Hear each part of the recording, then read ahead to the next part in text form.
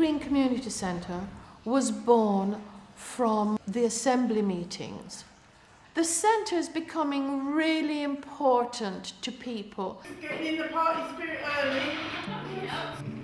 I'm a local resident and I help to run the Get Together Club, which is held here on a Wednesday morning.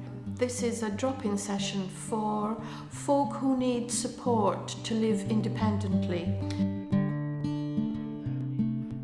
We do all sorts of activities. It's entirely based on what they would like to do. Oh no, you do it. I'm just holding it. We set up Lee Green Lives, which is the community group, and Lee Green Lives runs or administers this centre. And it's available to everyone in the Lee Green community. I think the assemblies are a fantastic idea.